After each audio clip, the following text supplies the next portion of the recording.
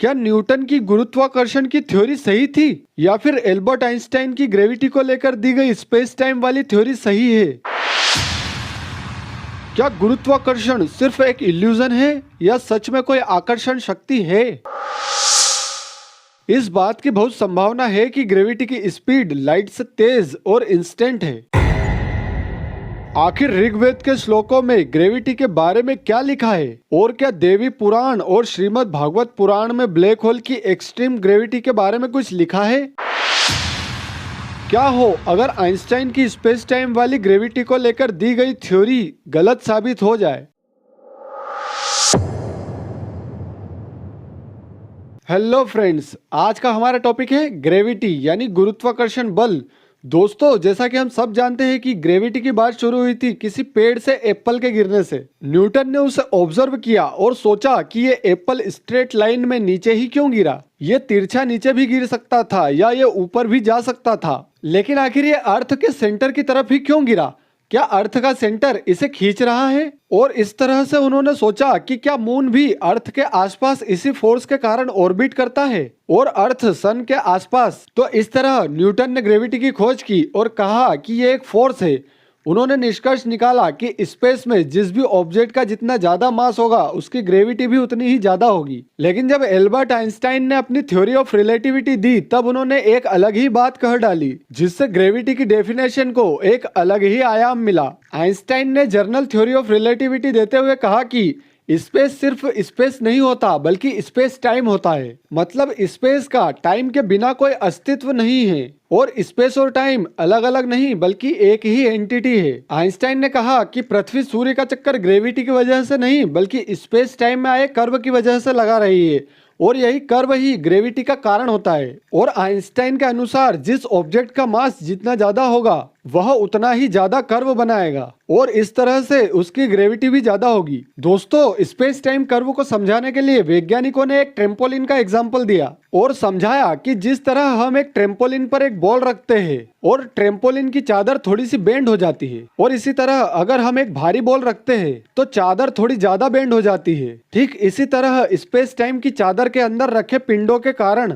Space time भी bend हो गया है और इसे ही ग्रेविटी कहते हैं। जैसे सूर्य का मास ज्यादा है तो उसने स्पेस टाइम को बहुत ज्यादा बेंड किया हुआ है और इसी के कारण पृथ्वी और बाकी सारे ग्रह सूर्य के आसपास चक्कर लगाते हैं। और ग्रेविटी की यही थ्योरी अभी तक ज्यादातर साइंटिस्ट द्वारा मान्य भी है। लेकिन दोस्तों, आपके माइंड में एक बात जरूर आई होगी कि आखिर ग्रेविटी ने वैज्ञानिकों को इतना ज्यादा परेशान क्यों कर रखा है कि वे आज तक इसे समझ ही नहीं पाए। तो उसके लिए हमें 4 फंडामेंटल फोर्सेस को समझना पड़ेगा। जैसा कि हम जानते हैं कि ब्रह्मांड में 4 फंडामेंटल फोर्सेस होते हैं। फंडामेंटल फोर्सेस का मतलब ऐसे फोर्सेस जिन्हें फिर और डिवाइड नहीं किया जा सकता। ठीक वैसे ही जैसे ये जो सेंटेंस आप देख रहे हो, हम इसे तो वर्ड्स में और फिर वर्ड्स को अल्फाबेट्स में डिवाइड कर सकते हैं, लेकिन अल्फाबेट्स को फर्दर डिवाइड नहीं कर सकते। तो दोस्तों, इसी तरह से साइंस में 4 फंडामेंटल फोर्सेस होते हैं: electromagnetic force, weak nuclear force, strong nuclear force और ग्रेविटी। इन 4 फोर्सेस में से ग्रेविटी के अलावा बाकी तीनों फोर्सेस का कैरियर, मतलब जिस पार्टिकल के कारण वह फोर्स अप्लाई होते हैं,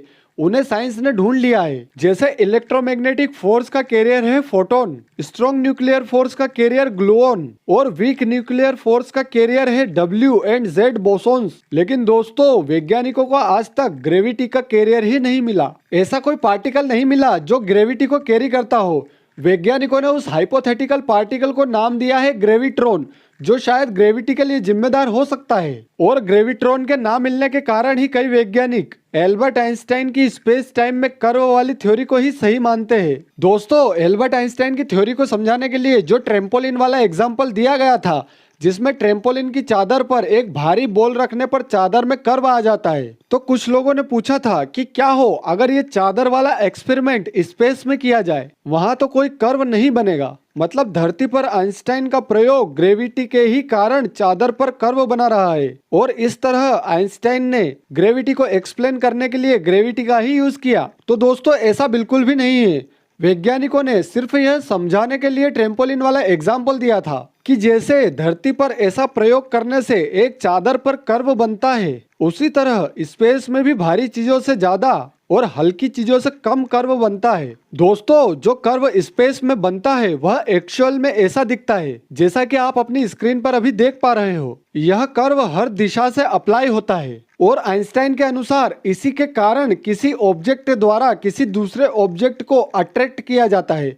लेकिन दोस्तों, यहाँ भी एक प्रॉब्लम है। अगर स्पेस टाइम में कर्व वाली थ्योरी भी सही है, तब भी कोई चीज उस भारी ऑब्जेक्ट की ही तरफ क्यों अट्रैक्ट होती है? ऐसा नहीं होना चाहिए, क्योंकि स्पेस में तो सब कुछ तैरता ही रहता है ना। कहने का मतलब है कि अगर मान लो हमारी अर्थ ने स्पेस टाइम को कर्व कर रखा है और उसी के कारण चीजें अर्थ की ओर अट्रैक्ट होती है, तब भी सवाल वही आता है कि चीजें अर्थ की ही तरफ क्यों अट्रैक्ट होती है? अर्थ से दूर भी तो जा सकती थी। कहने का मतलब है कि स्पेस टाइम का कर्व किसी चीज को अट्रैक्ट ही क्यों करेगा?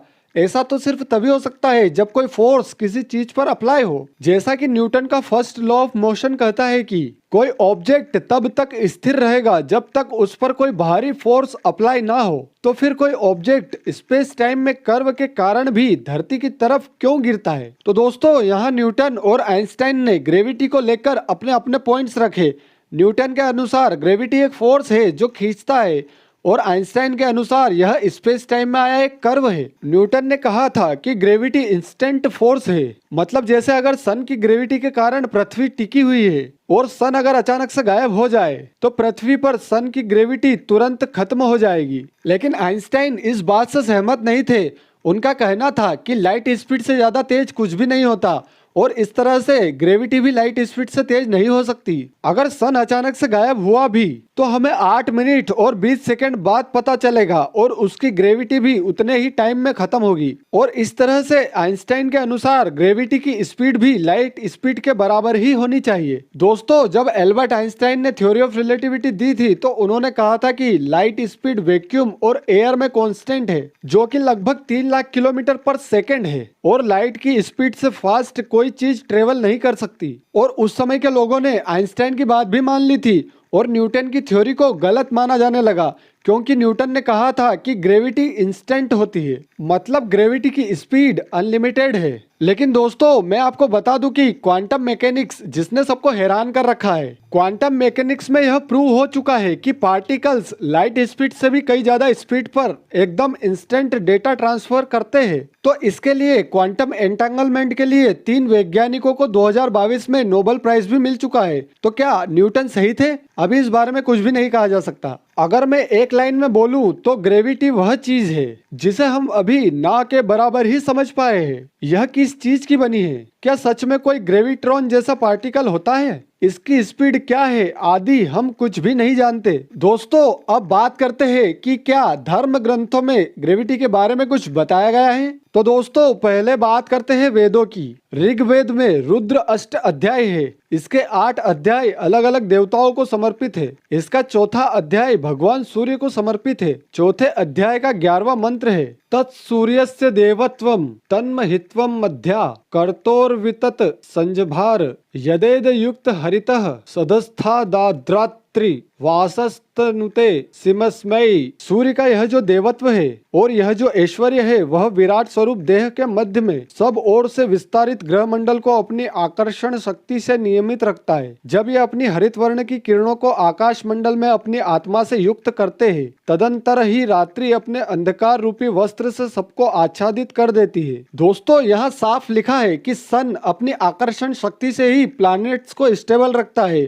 दोस्तों, ये मंत्र उन्हीं मंत्रों में से एक है जिससे सावन में भगवान शिव का अभिषेक होता है। अब बात करते हैं देवी भागवत पुराण और श्रीमद् भागवत पुराण की। इन दोनों ही पुराणों में 7 पाताल में अलग अलग दैत्यों के होने की बात कही गई है और जहां ये 7 पाताल खत्म हो जाते हैं, उनसे 30,000 योजन नीचे भगवान की एक ऐसी कला का वर्णन मिलता है जो दृष्टा मतलब देखने वाला, ऑब्जर्वर और दृश्य मतलब जिसे देखा जा रहा है वह ऑब्जेक्ट, दोनों को एक कर देती है। इसका साफ मतलब यही मालूम होता है कि यहाँ ब्लैक होल्स के अंदर की बात हो रही है और उनकी एक्सट्रीम ग्रेविटी की भी। और इस जगह के बारे में वर्णन मिलता है कि इस जगह सूर्य का प्रकाश नहीं बल्कि यहाँ रहने वाले बड़े बड़े नागों के मस्तक पर विराजमान मणियां ही इस जगह पर रोशनी फैलाती है। दोस्तों, अगर नागों के मस्तक की मणि वाली बात आपको बिल्कुल भी साइंटिफिक नहीं लगी तो मैं आपको बता दूं कि ये बात उस चीज से बहुत सिमिलर है। जहां समुद्र की उस गहराई में जहां तक सूर्य का प्रकाश नहीं पहुंचता, वहां के कुछ जीवों के शरीर में ही बल्ब जैसा एक अंग होता है जो वहां उजाला करता है।